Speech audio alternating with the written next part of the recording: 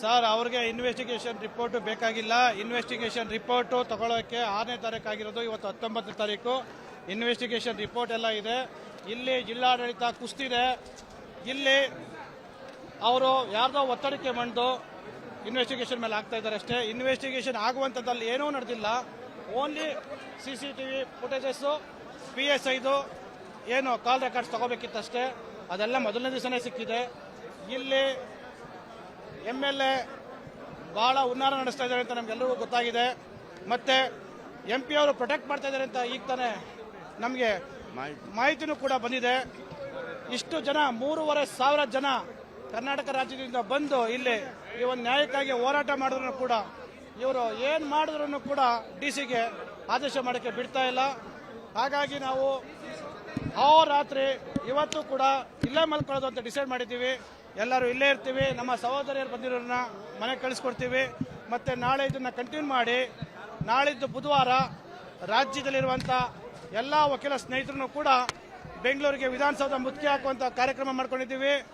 ನಮ್ಮ ಬೆಂಗಳೂರಿನ ವಕೀಲ ಸಂಘದ ಅಧ್ಯಕ್ಷರಾದಂಥ ವಿವೇಕ್ ಸುಬ್ಬಾರೆಡ್ಡಿ ಅವರು ಕೂಡ ಈಗ ದೂರವಾಣಿ ಕರೆ ಮಾಡಿ ನಮ್ಮದು ಸಂಪೂರ್ಣ ಬೆಂಬಲ ಇದೆ, ಬೆಂಗಳೂರನ್ನ ನಾವು ಸಂಪೂರ್ಣವಾಗಿ ಸಹಕಾರ ಕೊಡ್ತೀವಿ, ಹೊರಗಡೆಯಿಂದ ಬಂದಂಥವ್ರನ್ನ ಗೌರವವಾಗಿ ನಡೆಸ್ಕೊತೀವಿ ವಕೀಲರನ್ನ ಅಂತ ಹೇಳಿದ್ದಾರೆ. ಹಾಗಾಗಿ ನಾವೆಲ್ಲರೂ ಒಟ್ಟುಗೂಡಿ ಬುಧವಾರ ದಿವಸ ವಿಧಾನಸೌಧ ಚಲೋ ಮಾಡ್ತಾ ಇದ್ದೀವಿ. DC ಅವರು ಒಳಗಡೆ ಇದ್ದಾರೆ. ಈಗ ನೀವು ಹೋರಾಟನ ಮುಂದುವರಿಸ್ತೀರಿ ಅಂತಂದ್ರೆ ಗೇಟ್ ಕ್ಲೋಸ್ ಆಗಿ DC ಒಳಗಡೆ ಇರಬೇಕಾ? ನೀವು ಇಲ್ಲಿ ಹೋರಾಟ ಕಂಟಿನ್ಯೂ ಮಾಡ್ತೀರಾ? ರೂಪರೇಷೆ ಹೇಗಿರುತ್ತೆ? ನಮ್ಮ ರೂಪರೇಷೆ ನಾವು DC-ನ ಕೂಡಾಕ್ಬೇಕು ಅಂತಲೇ ಆಗಲಿ ಅಥವಾ ಇನ್ನಿತರ ಪೊಲೀಸ್ ಅಧಿಕಾರಿಗಳಿಗೆ ತೊಂದರೆ ಕೊಡಬೇಕು ಅಂತಲೇ ಆಗಲಿ ಏನೂ ಇಲ್ಲ. ನಮಗೆ ಯಾರು ದುರ್ನಡತೆಯಿಂದ ತಪ್ಪು ಕೆಲಸ ಮಾಡಿದ್ದ ಅವನಿಗೆ ಶಿಕ್ಷೆ ಕೊಡಬೇಕು ಅಂತ ಕೇಳಿದ್ವಿ. ಶಿಕ್ಷೆ ಅಂದರೆ ಗಲ್ಲಿಗೇರಿಸು ಅಂತ ಹೇಳಿಲ್ಲ, ಜಸ್ಟ್ ಅವ್ರನ್ನ ಒಂದು ಸಸ್ಪೆಂಡ್ ಮಾಡಿ ಪೆಂಡಿಂಗ್ ಎನ್ಕ್ವೈರಿ ಮಾಡಿ ಅಂತ ಕೇಳಿದ್ವಿ. ಇಷ್ಟೊಂದು ಜನ ಹೋರಾಟ ಮಾಡ್ತಾ ಇದ್ದಾರೆ ಅಂತಂದರೆ ನ್ಯಾಯ ಇದೆ ಅಂತೇಳಿ ಹೋರಾಟ ಮಾಡ್ತಾ ಇರೋದು. ಅಷ್ಟೇ ಅಲ್ಲ, ಇಷ್ಟು 40 ಜನ ವಕೀಲರ ಮೇಲೆ ಸುಳ್ಳು ಪ್ರಕರಣ ಹಾಕಿರೋ ವಿಚಾರವಾಗಿ ಸಾರ್ವಜನಿಕರು ಅಭಿಪ್ರಾಯನೂ ನಾವೆಲ್ಲ ತಗೊಂಡು ಈ ಒಂದು ತೀರ್ಮಾನ ತಗೊಂಡಿದ್ದೀನಿ ನಾನು.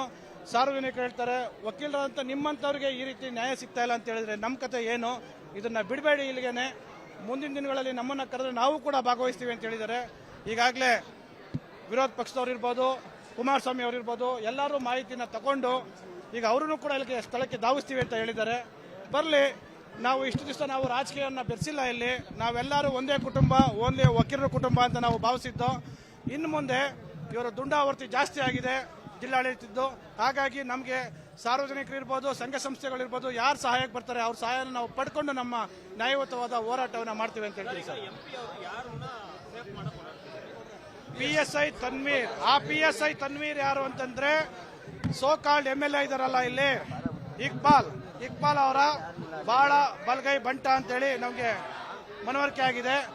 ಅವರನ್ನ ನನ್ನ ಗೌರವ ಹಾಳಾಗುತ್ತೆ ಅಂತೇಳಿ ಅವರು ಅವನ್ನ ಸೇಫ್ ಮಾಡ್ತಾ ಇದ್ದಾರೆ. ಮಾಡ್ಕೊಳ್ಳಿ, ನಮಗೆ ಕಾನೂನುಬದ್ಧವಾಗಿ ನಾವು ಹೋರಾಟವನ್ನು ಮುಂದುವರಿಸ್ತೇವೆ ನಾವು. ಅನುಕ್ಷಣದ ಸುದ್ದಿಗಳಿಗಾಗಿ ವಿಸ್ತಾರ ನ್ಯೂಸ್ ಯೂಟ್ಯೂಬ್ ಚಾನೆಲ್ ಸಬ್ಸ್ಕ್ರೈಬ್ ಮಾಡಿ. ಹೊಸ ಸುದ್ದಿಗಳ ನೋಟಿಫಿಕೇಶನ್ಗಾಗಿ ಬೆಲ್ ಐಕಾನ್ ಕ್ಲಿಕ್ ಮಾಡಿ. ಲೇಟೆಸ್ಟ್ ಅಪ್ಡೇಟ್ಸ್ಗಾಗಿ www.vistaranews.com ವೆಬ್ಸೈಟ್ಗೆ ವಿಸಿಟ್ ಮಾಡಿ. ಅಂಗೈಯಲ್ಲೇ ಜಗತ್ತಿನ ಸುದ್ದಿ ತಿಳಿಯಲು ವಿಸ್ತಾರ ನ್ಯೂಸ್ ಕನ್ನಡ ಆಪ್ ಡೌನ್ಲೋಡ್ ಮಾಡಿ.